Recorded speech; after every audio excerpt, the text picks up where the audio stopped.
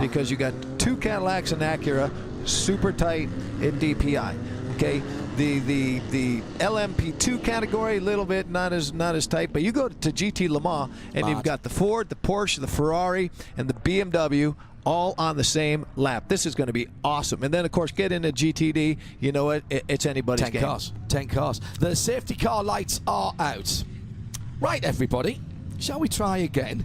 2 hours, 22 minutes and 22 seconds on the clock when I looked up there in the middle of our monitor. The IMSA 50th anniversary season is well underway.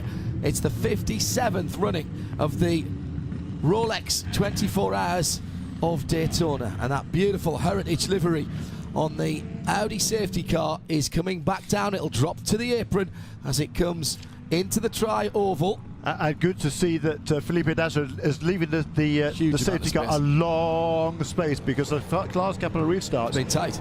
Yes. And now they go.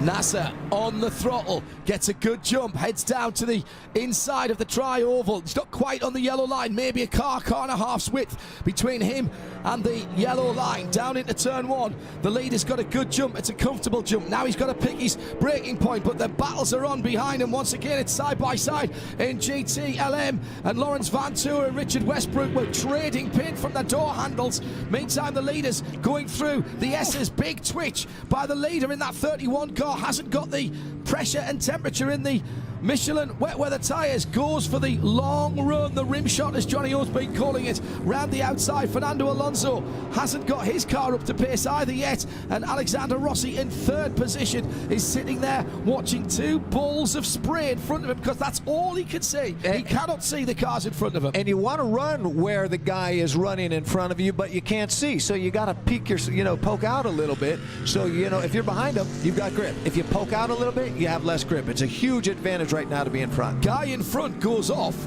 You can follow him off by just following his wheel tracks if you're not careful. You've got to really keep your wits about you. Through turn 6 onto the speedway section of the course. See that car twitch as he put the throttle. Unbelievable. These guys, these are millimetre corrections on the throttle, on the steering, and on the brakes, Johnny. Easier right now to be Alonso. Okay, you let Nasser be your crash test dummy, find out where the slippery parts are, and then you adjust your game. You find your rhythm and then start attacking. Being the lead guy in this type of situation is hard, because you don't, how deep can I go? Yeah. How much momentum, how deep's that puddle? Huge sideways moment for the leader as he came through the middle section of the bus stop. Looked like he was rally crossing that car for a moment. We got through the biggest stars of the race for me: Felipe Nasser, Fernando Alonso, and Alexander Rossi in the top 3 cars, separated by just a second or so. And just over 2 hours to run before the checkered flag comes out and the Rolex Daytonas get polished and handed out. Now here comes our leader through the tri-oval. The huge line of split. Didn't Nasser race Formula 1? Oh yeah. Yeah, so now think about what's going through his mind. He's thinking, hey, I should have been. Oh, but he went in too deep. He's off at turn 1. He's lost a lot of time, got a little bit greedy. He's thinking, this is my chance to also show the F1 people, hey, I'm still in the game. We got somebody else flying off in one. Again, it's the 5 car. It's the 5. That's Joao Barbosa. He's gathered it all up. The Mustang sampling car doing the right-hand turn. Did somebody else get in? Oh, big spin right alongside him was the 54. That was Loic Duval, who was spinning right towards a recovering Joao Barbosa. Turn 1 again is the bogey area. If you get offline there, you're in big trouble, because it's inches deep in water. Now a spin for the 47 at the same point. That's the Lamborghini, and he's facing 3/4 of the wrong direction, and that is the Pavlovich driven car. So what happened? Oh, he's on the downshift, I think, as he was coming into turn 1. Just went for the second downshift, and it locked up the back wheels for me there, Johnny. You know, back in the day, we used to have to do that ourselves with a heel-toe downshift right there. Again, it can be paint, it can be puddle, but look at how close that was for everybody watching. 54, Loic Duval in the Nissan. He just looped it and was for a moment heading for a head-on impact to the recovering Joao Barbosa, all on the runoff area at turn 1.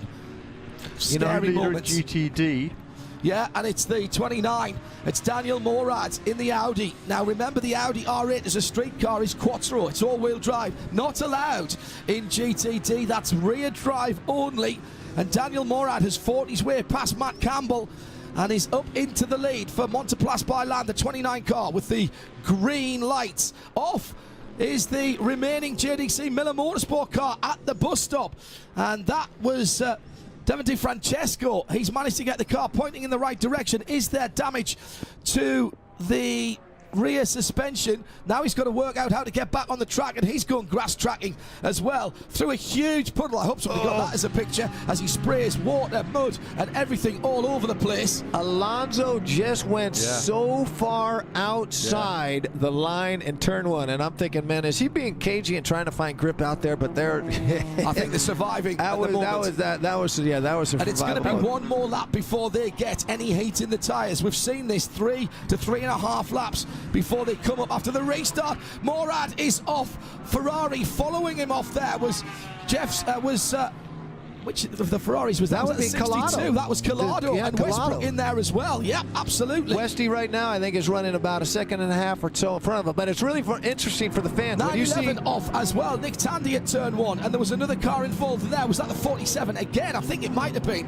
Tandy looking very, very racy indeed. He was not happy, so something had happened there in the braking area to turn 1 that sent him into the standing water. The problem there is you can't stop once you get outside the right-hand side line, because there's 2, 3, maybe 4 inches of water there, Johnny. Not just that, but when you're behind guys and you can't see your exact, precise spot on the racetrack, you don't know where to hit your braking point. The weather's closing. The weather is coming. The rain is coming down Absolutely. harder. Last time around, they were significantly slower. Can't see the condors on the horizon. Down on A1 now. It's a lot gloomier all the way around. Another big slide going out onto the turn 6 banking from Daniel Morad. He's still listed as the leader. Right in behind him, second place, James Collado in GT Le Mans. He's getting to the high side, trying to get round the GTD car. Doesn't want to be a part of his accident. But he doesn't have the braking going into the braking zone, so he might be overtaken again. But right now, Nasser up front is opened up about a little bit over a second gap on Alonso. Yeah. Collado is struggling through. Don't throw it away. This is in the bus stop. The big standing waters there. And who's coming through there as well? Matt Campbell in second place. So the red Ferrari at turn 3 on the speedway now is in second place in GTLM. Behind him, the white and green Audi, the 29, and the grey 73 Porsche are battling for first and second in GTD. And Fred Vervish has dropped away from this. He's 8 seconds further back in the 88 Audi. John, don't blame him, actually. In every single category right now, these guys know they are racing for the win, because this thing could get red flagged, another caution or whatever. And I'm seeing, like, at the second part of the bus stop chicane, it's getting deeper and deeper and deeper. And I see Alonso, he's pushing super hard. Rossi pushing super hard. You know, Nasser up front doing a great job, but this track is just getting worse. And every lap somebody's going wide at turn number 1. Meantime, the 19 has gone around again. Andrew Davis. That was Andrew Davis, was it? Thank you, Jeremy. And that was just going on to the banking. They're down in the pit lane. Jamie is watching the teams. This is the race. This could be the race right here. This could be who gets the watches, Jamie. Yeah, it's just like Johnny said for the drivers behind the wheel. If you walk up and down pit lane and look up at the boxes, all of the teams sitting on their hands, they're biting their fingernails. The tension is so high, you can see it on their body language. It could be the last lap of the race at any point in time. Nobody knows what's going to happen with the weather and what's going to happen up in race control, so you can feel it down here on pit lane as well. Make a position now if you can. This has been looked at very carefully to our left-hand side. The weather is closing in. It can't be more than 10 minutes away before we can't see the other. In fact, we almost can't see the other side of the airport. I'm really interested in looking at the different lines they're taking to turns. NASCAR 3 and 4 for the leader and the second place car. Alonso a much higher line around the corner, and Nasser much lower down. 25 BMW going for a pass out on the circuit. I think that's going into the bus stop chicane. Yes, it is. Nasser has gone off, has he? Not quite. He's just held on to it. These guys are fighting so hard, dude. This is so cool. Who was the BMW trying to go by there? He was just going past traffic. In GT, it's still Westbrook by a second and a half from Collado. Ford from Ferrari with BMW. Tell you and what, Rossi went off at turn 1. He's rejoined. He's lost a fair bit of ground. He's lost probably 5 seconds with that off at turn 1. That's Alexander Rossi in 3rd place. Don't tell these guys that you can't race in these conditions, because they are absolutely on the outer edge of the performance envelope of the car. This is outstanding. With that off at turn 1, that's Alexander Rossi in 3rd place. Don't tell these guys that you can't race in these conditions, because they are absolutely on the outer edge of the performance envelope of the car. This is outstanding. The driver. This is really tough out there right now. There's nothing being left out. Nick Tandy's been off the circuit, coming onto the high banks at turn 6. Tandy back up into 5th position and gets back up to speed. 5th position in his class. Here comes the 31. Splish, splash, jumping through the puddles at turn 6 and onto the back section at Speedway turn 1. Every time he sees a car ahead of him now, he's got to have his heart in his mouth. Not that he doesn't think he can deal with it, but you have no clue where that car's going to go when it hits the brakes. Well, you know, the braking is the scariest part, okay? Because you can control your acceleration with the knobs on your steering wheel. But how deep you can go in? How much has this corner changed from the last time you went there? And you can just see, just struggling right here. There's a big puddle. Okay, and you're trying to find different lines through. Now get straight. Now go. Now pull the trigger. But when you hit the water, you see the cars stop. The water is so deep, it's actually like putting an e-brake on the cars. Back in the day, okay, and I know there are a lot of teams here that wish they could do it. Teams would have tire groovers, and you could open up the grooves in your tire to make get more wet. So and that's kind of the situation that we would find ourselves in right now if you're running a team, is, you know, open up your grooves a little bit. Matt Ludvigsen has just won the internet. This is the tweet of the week so far. Surely Rolex should be awarding not Daytonas this weekend, but Submariners. Very, very good watch knowledge there, Matt. That's outstanding stuff. The leader is still Felipe Nasser. 2 hours and 11 minutes to go.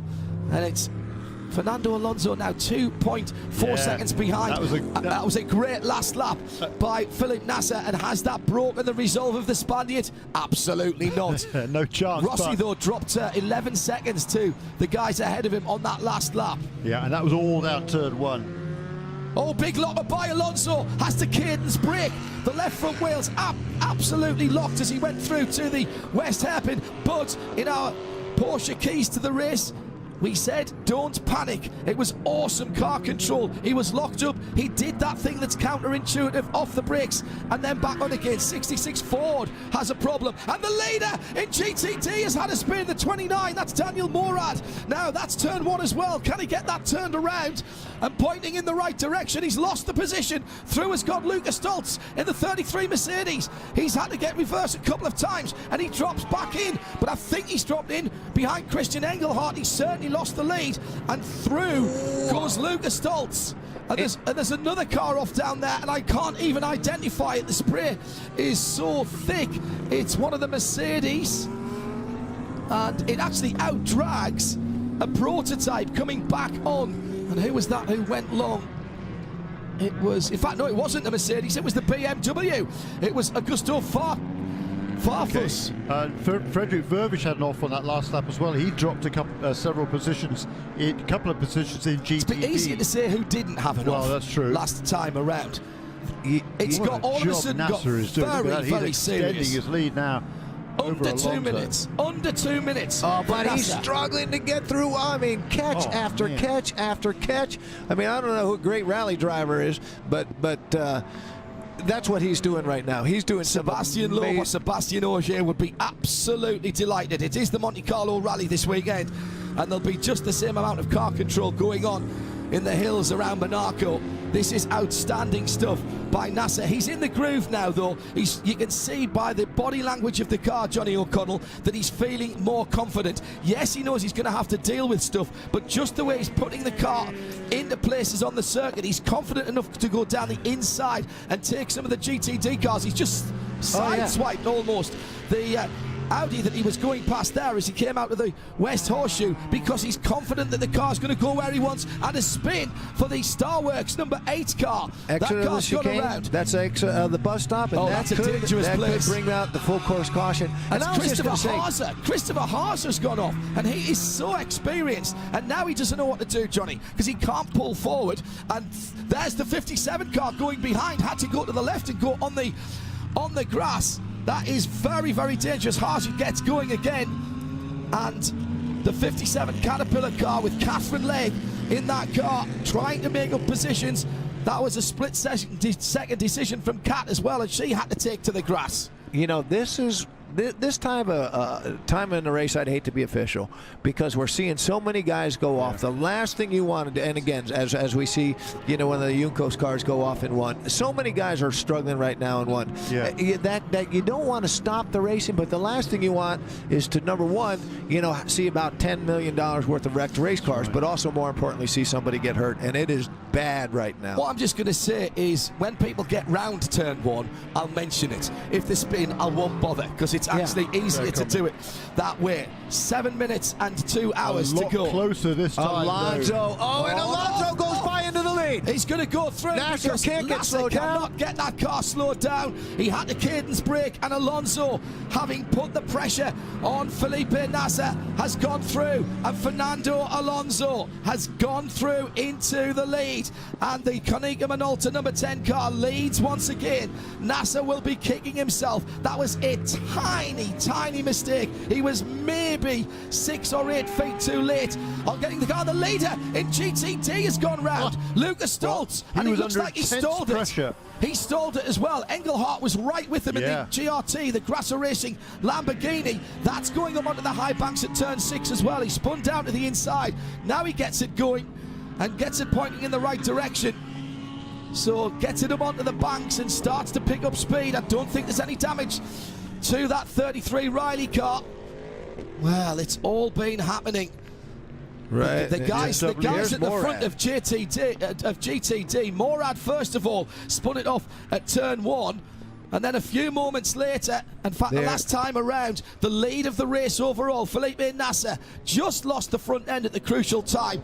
Had no choice but to get off the brakes there, Johnny, and let it run long. Oh yeah, well, but he missed his mark by about a foot. That's all it took. He was in about a little bit deeper water and then wound up going straight, and Fernando is like, okay, thank you. 911 has gone off at the bus stop as well on the far side, and is right in the middle of the exit. That again is Nick Tandy. Nick Tandy's used to cars moving around. He used to do short track ovals, and he can't keep the car pointing in the right direction. And all of a sudden, Porsche make a hydrofoil as he goes through a big puddle on the inside. Yeah, the Porsches have been struggling, haven't they? Vantour is... and you'd expect them in the wet to be good, with the engine slightly further back. That's him just made a pit stop. Yeah. Such challenging conditions and changing every single lap. Yeah, and Farfus got past Collado, so the BMW ahead of the Ferrari last time around. Jeremy, the BMW's looked good since the restart. It really has. It's looked good all race. Yeah, actually. Well, you know, you can make a case for a lot of people winning overall and winning their class, but surely, if you let your heart rule your head, the BMWs in the first major international race after the death of Charlie Lamb on Thursday, that would be a very, very worthy set of winners, and there'd be a lot of emotion in that pit lane for that, and rightly so. Meantime, Fernando, and that's not saying that anybody else doesn't deserve to win, by the way, I'm just putting that out there. Fernando Alonso going into the infield, and I'm watching him through the binoculars, and it's every single part of the track as he now comes out of turn 6. The movement that he's doing on the wheel, he'll just be fingertips on the wheel, and he's just balancing it all the time. It's like driving on ice. So soft. Brilliant. So soft. Minimal movement. And now, all right, let's put on our team manager hats right now. You got Kobayashi sitting, okay, to get in the car if you need him. Do you keep Fernando in to run it to the finish, or do you do a driver change? These guys are going to have to make another stop, maybe 2. Intense concentration, isn't it? He's been in the wheel already for half an hour. Yeah, but dude, there's a watch on the line, and I mean, this guy, he's doing this race because he wants to do something that hasn't been done. Yeah, he could do the quadruple crown. Yeah. And it could be this year as well, of course. He's won the Le Mans 24 Hours. He's won, actually, whichever way you call the Triple Crown, whether you call it the Monaco Grand Prix or the Formula One World Championship. He's got both of them under his belt, and the Indy 500, which he's going to try again with this year, next year with McLaren, and the Daytona 24. Well, wow, that would be a haul in the modern era. The only thing that would be left for him would be Sebring. Yeah. But you know, to knock that one out, I mean, it's pretty impressive what this guy's done. Granted, when your name is Fernando Alonso and you're a two-time world champion, Fernando Alonso, I really like that. By the way, you can get into the best rides, and so you know, I'm sure when he was looking at, I really like that. By the way, you can get into the best rides, and so you know, I'm sure when he was looking at who do I want to race, you know, Daytona with, well, it's the team that's had the best success. Absolutely agree. Johnny O'Connell rooted to the spot here. He called in for a quick chat, and he's been here for nearly 3 hours now because it is just so exciting. Just over 2 hours to go. 22 gone. Oh, and again, the 85 car is off. De Francesco, he's going sideways, backwards, sideways again as he heads down towards the international hairpin, or is that the other end of things? No, it's at the other end. It's the west end. West one. It's the west end. I can just see his headlights in the gloom. It's now I can barely see the far side of the airport as the weather is closing in. We've got the advantage on, in fact, even some of the cameras here as the yellow flags come out. We're above some of the weather, and we can actually probably see a bit better. And another car off. This is the 18, and that's the leader in LMP2. Sebastian Saavedra has had heavy contact with the wall, and that was where the 18 car shedding bodywork all over. And look, the number 67 car is coming into the pits. That must be emergency service. The pits must have been closed. Richard Westbrook from second position. So Farfus in the BMW will lead.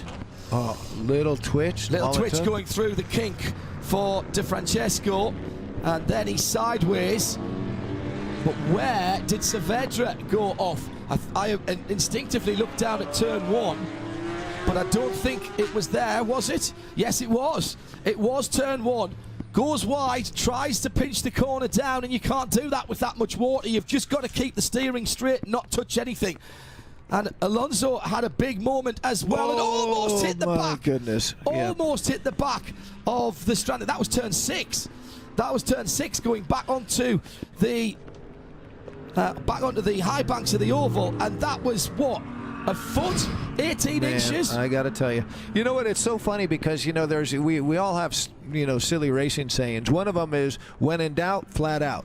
You know what, when in doubt, straighten it out. So like, you get into turn one, you know, get your hands to straight, slow your car down, you know, live to fight another day.